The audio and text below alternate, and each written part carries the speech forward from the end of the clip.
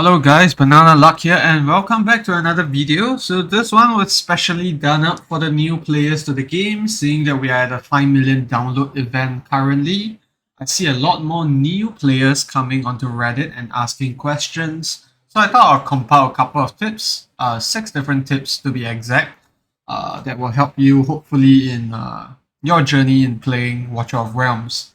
So how do you actually maximize efficiency? So that's pretty much what I'll be covering, and to make sure that you're not missing out on anything. And we just go to the friends section here, the second button on the left.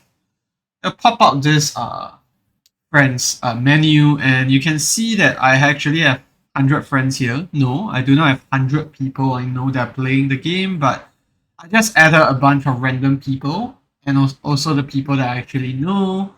And the reason why I do it is because there's this daily points feature. So you can see I have about 455 here. So every friend can send and receive 5 points. And what this does is that actually gives you stamina. So you can send 200 a day, and if I go to adding staminas, you can see that 150 friendship points translates to 30 stamina. So on average, every day you're getting 40 extra stamina from this. So in a sense, every friend is giving you 1 extra stamina. So don't slip on this. Make sure you get this done the moment you unlock the friends feature, and all you have to do is just click this one button and you will receive and send the 40 times 5 friendship points to your friends, and you can also receive the ones that they've sent. So that's for the friendship points part. Very straightforward, but don't slip on it. Make sure you do it because sometimes you never know when you need the extra stamina. And the next thing is that fodder. So you might be tempted at the start when you realize that, oh, my gold is dropping because I'm enhancing lots of gear. Should I make more gold by selling my 1 and 2 star heroes? So it sounds a bit tempting, obviously. You can see that I have about 140 fodder units here, and they go for about 100k gold.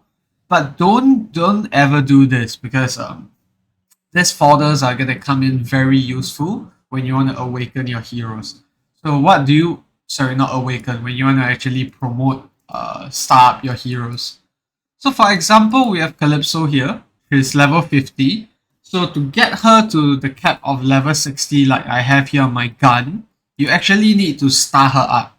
And what you need to do is actually to have 5 of these fodder units that are at 5 star as well. So this is not possible if you keep selling your fodder because it takes a lot of units to actually get here. So if I just go to quick start, as you can see here, so one 1-star unit and a level 10 1-star unit will give you 1 2-star fodder. And this multiplies accordingly. So 1 2-star unit and 2 2-star units. And then you need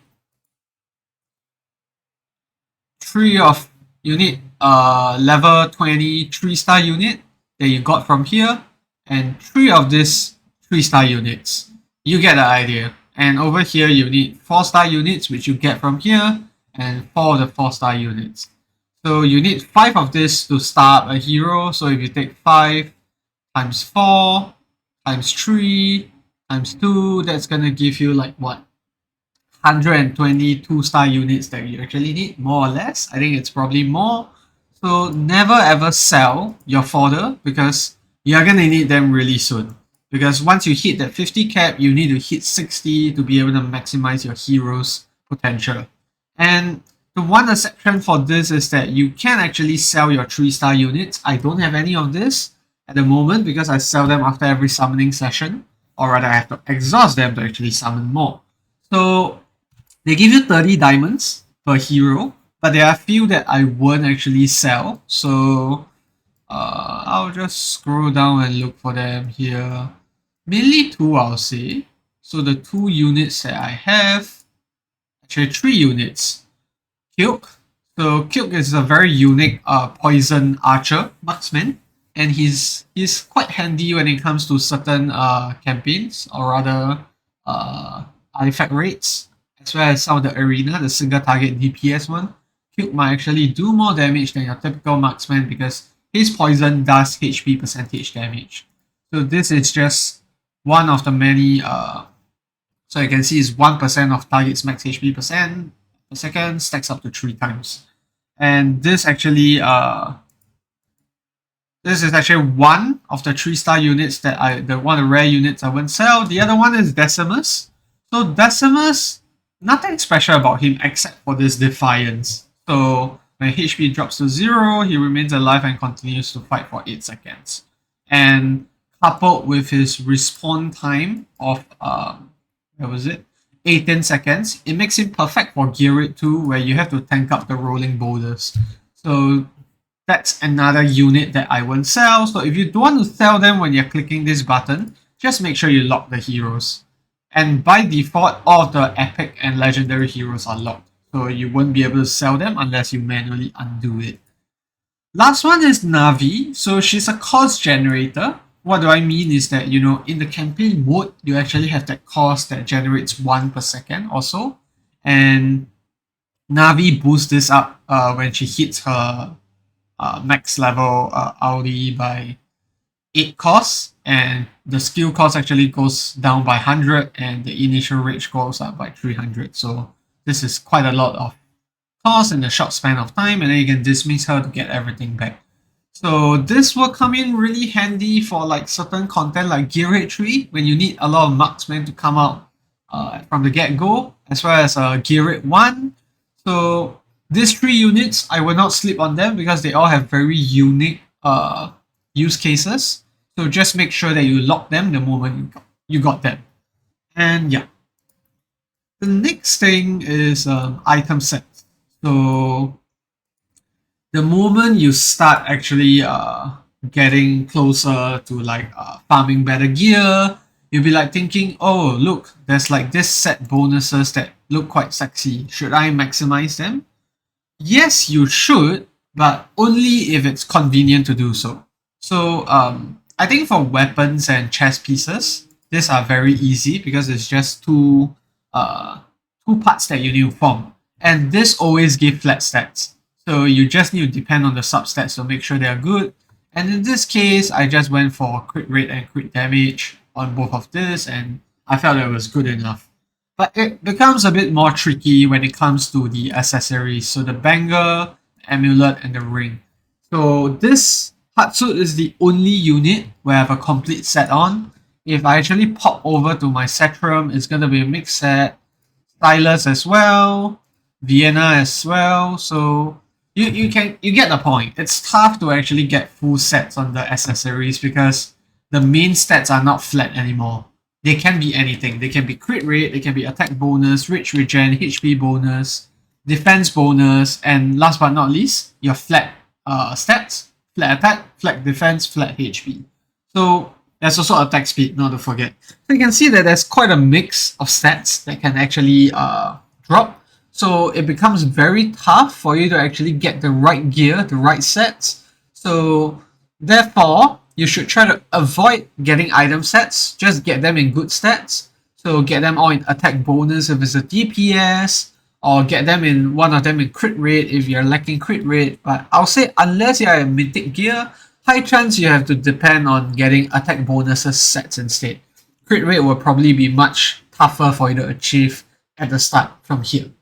So just make sure you do that. And that's for item sets. Next thing I would like to talk about is type. So type is very simple and straightforward at the start.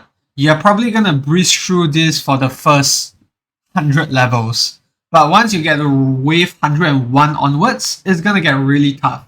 But the reason why I'm asking you guys to actually do your type wave regularly is for this Epic Hero Soul Stones.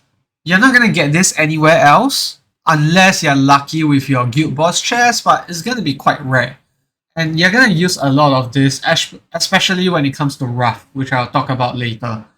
And also the Epic Skill Crystals. This is the main place to get them. And you get too much of this as time goes by if you actually complete your type regularly. So don't slip on this. Make sure you do it regularly. You can do it 3 times every day, and make sure you claim your rewards after you do your type waves. So yeah, and on that note of epic soul stones, we'll talk about Wrath. So Wrath is a very unique hero. He's a fighter. I haven't had the chance to actually sit down to make a video about him, but I'll probably do that soon. But why I say don't sleep on him is that this guy is madness. He's insane. If I actually look at, where was it? So this is me here. If I look at the stats here, you can see that although Wrath is an epic hero, he's dealing 14.9 million damage. He's top of the leader chart. I mean, Lilith is very close by, but you have to bear in mind that this is an epic hero. And I don't have him geared way better than my Silas or my Setram. My Silas and Setram actually has way higher BP than my Wrath. But for some reason, Wrath is still dealing way more damage. And I will just briefly take a look at his skill kit, and you will see that Wrath really begins to shine when he gets to Awakening 5. And the reason is that he's actually able to self-sustain from that onwards. So at Awakening 5, when he triggers Heavy Blow, he restores 30% of his HP based on the total damage dealt. So, sorry, he restores HP based on 30% of the damage dealt. So this makes him very self-sustainable. It's going to be very useful when it comes to certain campaign modes where, you know, you can't get a healer at a certain spot or you're limited by the number of units that you can place. That's where Wrath actually comes in really handy. But to get him to A5, you need to be very lucky because he is an epic Lord. So Lords don't drop very often. So you can see he's a Nightmare Faction Lord. And you actually get him for free in your first 14 days. And let me see if I can find the daily sign in. So you can see here, 14th day you get him for free, but make sure you only awaken him to Awaken 4. Because on your second month, the second weekend, on the Sunday, you are actually going to get the Wrath Soulstone. So make sure that you don't awaken your Wrath to A5, only to A4, until you get this Soulstone, because this Soulstone is just going to sit there and be useless if you don't use it on Wrath. So just hang in there, wait for that few more days, which you'll probably be in, and you know, you get your Wrath Soulstone and you'll see how well he actually shines. So that's for Wrath. And on that note, when it comes to guild boss, so make sure that you're clearing 2 guild boss each day. Why am I saying that? Is because do you know that you can actually claim rewards from 2 different bosses? So that means that if I have cleared Nightmare 3 and Nightmare 2, I'm gonna get 1 chest each. But because my guild has defeated the boss, we are gonna get 1 extra chest. You can see here, seriously injured. Where was it? I can't actually click. Oh, okay, yeah. The dragon has been defeated. Double rewards will be available the next day. So always make sure that you can attack 2 different dragons at 2 different difficulties once you get to the level that you can do so. And don't be afraid to actually attempt killing the guild boss on a higher level, because even if, let's say, like you fail, just make sure you exit the run before it completes or before the dragon wipes you out. Then you'll be able to still keep your 1 attempt on guild boss. So make sure you do that and always get 2 guild chests, because that just maximizes the rewards that you get, because you're not always going to get good stuff from it. And yeah, so that's for guild boss. And last but not least, the very last topic, this is going to be the essentials of this game, because it is a gacha game. So make sure that you, as a free to play or low spender player, only summon during the 2x events. I think even if you are new to the game, you should only summon during 2x events, because you still don't know what you don't have. So we have this coming up soon, later today. So the drop rate of legendary heroes increases to 2 times during the event. So this is a 2x event. It means that the legendary drop rate will increase. So right now we have it for the rare crystals, it's at 0.5%. And on the divine summonings, that's going to be 6%. But on the 2x events, this goes up to 12. And then for the rare crystals, this actually goes up to 0.5 to 1%. So 1% and 12% versus 0.5 and 6%. So doesn't sound like much, but trust me, the best weekend I ever had, I did about 150 summons on the 2x event, and I got 4 different legendaries. And bearing in mind that one of the legendaries I got was actually Torador. But of course, results vary. I know some people may have had shittier luck and they have not had like any good summons during 2x events, but I'll say as a general rule of thumb, most people are going to do better during the 2x events. So just make sure that you only summon during then if you can. And you know, when you're new to the game, for the first 3 days, you get that 2x rates anyway, so just summon it during that. Unless it's one of the special events like the one we had last week, where there was the buy one legendary and get the other one free. Then in that case, you should save up for that. So that's it. But before I rush off for that, there's one thing to take note of. So there's this 10x event. And if you're new to the game, you might be confused that, oh, this means that the chances of getting a legendary goes up to 10%. No, so that's incorrect. What this actually means is that the drop rate of the hero itself increases to 10 times during the event. So it means that if I go over to here, so you can see that, for example, we'll just look at Morrigan. So there's a 0.04% chance to summon her. That doesn't change. But in the case where you have that 10x event, Morrigan herself has 10 times more of the chance to actually appear. It means that out of these 8 heroes, Morrigan will have 10 chances, and the other will still have 1 chance each. So it'll be like a 10 in 17 chance to get Morrigan versus each of the other heroes, which will be 1 in 17. But of course, this is a gacha game. Things might still not turn out your way. I have a friend who summoned during the Brokir Valeria event last week, and she got 4 or 5 legendaries, but not a single one of them was Brokir or Valeria. So the drop rate does help at times. I did get my Hatsu during her 10x event, but it's not guaranteed. So that's why it's not recommended for free-to-play or low-spender players. So if you're new to the game, you're not intending to spend much, which I think most of the population won't. There are only a couple of whales out there. Only summon during the 2x events. Make sure you keep to that. Save your crystals, track your PT, and you know, make sure that you only maximize your summons during this 2x events. So pretty long video, but I just thought it would be good to run through all these tips that, you know, I missed out. I basically summoned every time that I got the chance when I first started the game, because this is my first ever gacha game, and I also try to build up my items to have sets, which, you know, all these are incorrect. And I did sell a lot of fodder, so a bit of a regret there, but there was no one there to tell me back then, so hopefully this advice actually helps you. But if you guys have any other questions, please feel free to leave it down in the comment section below. But if not, I'll see you guys in the next video.